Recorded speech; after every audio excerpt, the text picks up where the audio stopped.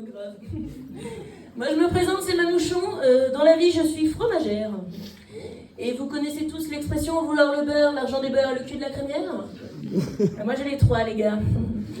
Sauf que récemment, j'ai quitté mon boulot, donc il me reste plus que mon cul.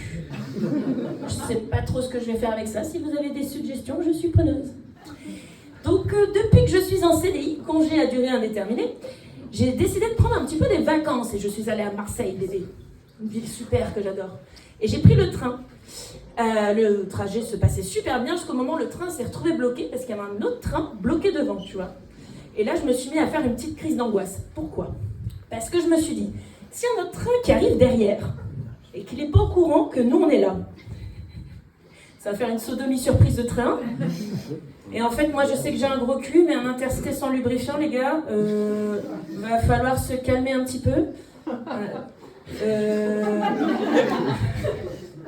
Surtout que j'aime pas trop la sodomie. En fait, surtout quand elle est surprise, je pense que c'est jamais un choix. Enfin si, j'aime bien la sodomie quand je bois, là, il n'y a pas de souci. Et puis vu mon métier, je pense que je peux dire que ça rentre comme dans du beurre. Il y a un autre truc que j'adore quand je bois. Désolé messieurs, j'aime bien faire des annulingus. Oui, c'est gênant.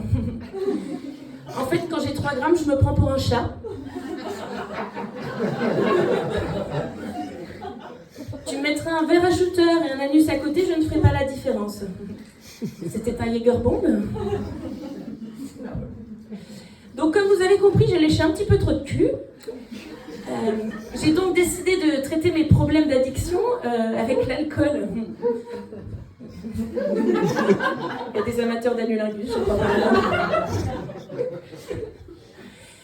Et sauf que je crois que le scénariste de ma vie, il était aussi bourré que moi, parce qu'il a mis sur mon chemin un psy qui s'appelle le docteur Ricard. Comment tu veux que je m'en sorte?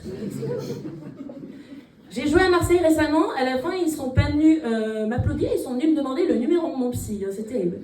Et je l'aime beaucoup, le docteur Ricard, elle est merveilleuse, elle a des super conseils.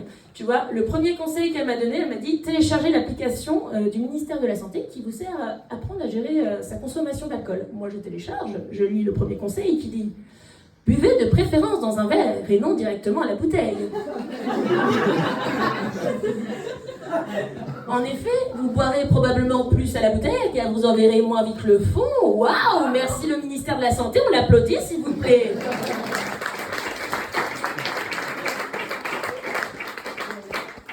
Faut vraiment que je traite mes problèmes d'alcool parce que c'est compliqué. Des fois, je fais des trucs un peu bizarres quand je bois. Voilà. Je pense qu'il y a des gens qui font des trucs un peu bizarres, genre ils vomissent, ils envoient des messages à leurs ex ou quoi.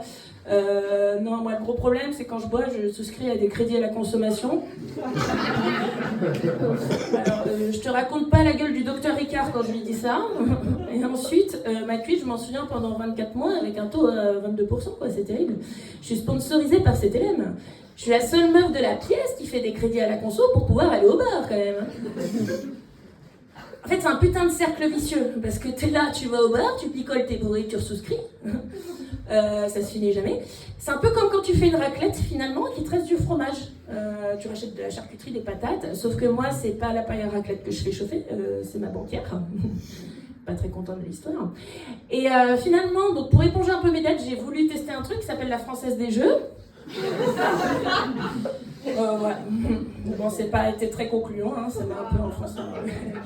C'est terrible. Surtout qu'en plus, il y a un truc que j'avais pas vu venir, c'est la dépression. Truc super, ce qui fait qu'on m'a filé des petits cachetons et tout, c'est super. Et là, t'as 2 catégories de potes, tu vois. T'as ceux qui te disent, faut pas prendre ça, parce que ça va te rendre accro, c'est terrible. Et il y a ceux qui te disent, ça va changer ta vie. Bizarrement, c'est pas les peu clean de mes potes. Tu vois, ceux-là. Il y en a même une, elle m'a demandé si je pouvais lui vendre du Xanax. Donc ça y est, j'ai quitté mon boulot, je vous l'annonce, ce soir je deviens dealeuse de Xanax. S'il y en a qui sont chauds, je suis là. Voilà. Sans transition, moi j'adore la bouffe. Mais vraiment c'est viscéral depuis que je suis petite, quoi. Genre en mode, quand j'étais petite, j'avais pas de dents, je suçais les saucisses cocktail jusqu'à ce qu'elles fondent, tu vois. Les petits pots Blédina, tu vois. Si ma mère avait l'audace de passer devant moi sans me le donner, je chialais sa race jusqu'à qu'elle me le donne. Mais alors, le truc qui me faisait frétiller, C'était le bruit de la porte du frigo. Alors ça, non mais j'étais comme une dingue, hein. C'était mon mantra, c'était l'orgasme, j'ai connu l'orgasme très jeune finalement.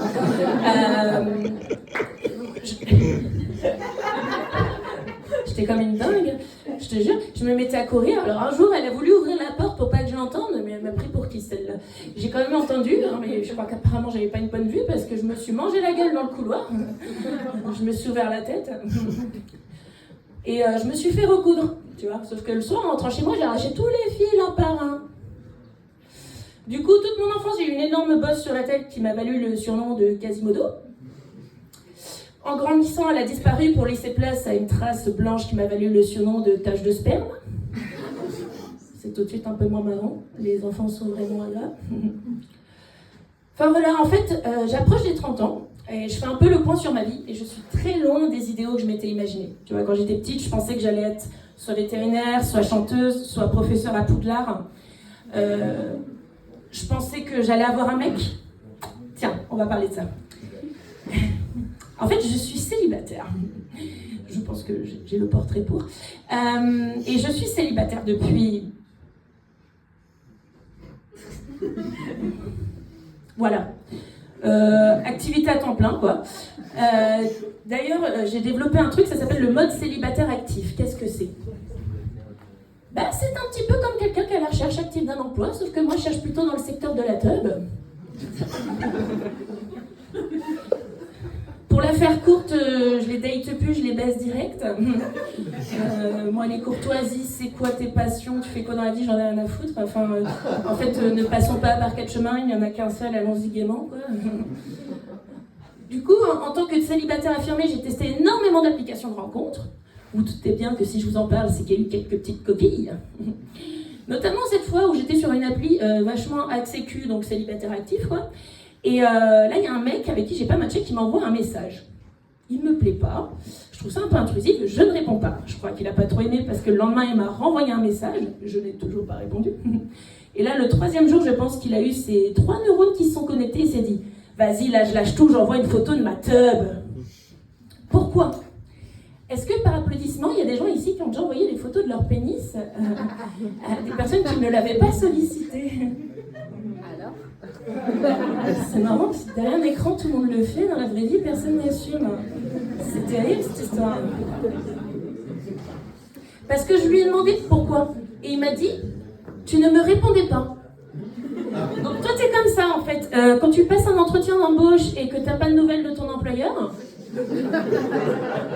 tu te dis, bon, j'ai peut-être pas les compétences, mais j'ai une belle bite, ça se tente franchement. C'est terrible, hein. Puis surtout, une photo de bite, c'est pas très beau, surtout quand elle n'est pas sollicitée. Hein. Un jour, j'avais un plan cul, il bandait en perpendiculaire, et je l'avais appelé l'équerre dans mon répertoire, du coup. Et je me suis toujours demandé quel angle il utilisait pour prendre ses photos de bite, parce que c'est un peu spécial quand même. Une autre fois, j'étais sur Tinder, et comme je vous ai dit, je suis fromagère. Et donc, j'ai écrit mon métier dans ma bio Tinder. Jusque-là, tout va bien. Là, je match avec un mec, il est trop beau, je suis trop contente. En plus, il m'envoie le premier message. Il m'envoie « Salut, tu veux boire mon petit lait ?»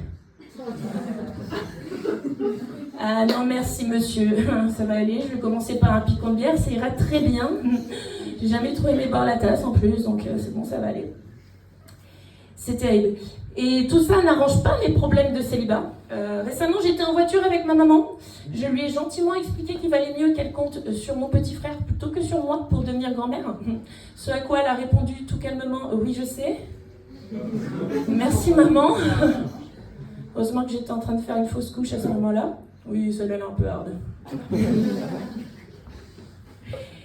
Voilà, tout ça pour vous dire que je remercie ma maman de m'avoir aidée à apprendre à gérer ma vie. Mais comme vous pouvez le constater, c'est complètement loupé. Du coup, je vais retourner prendre du Xanax, aller voir le docteur Ricard et puis en option, essayer de me trouver un mec. Merci.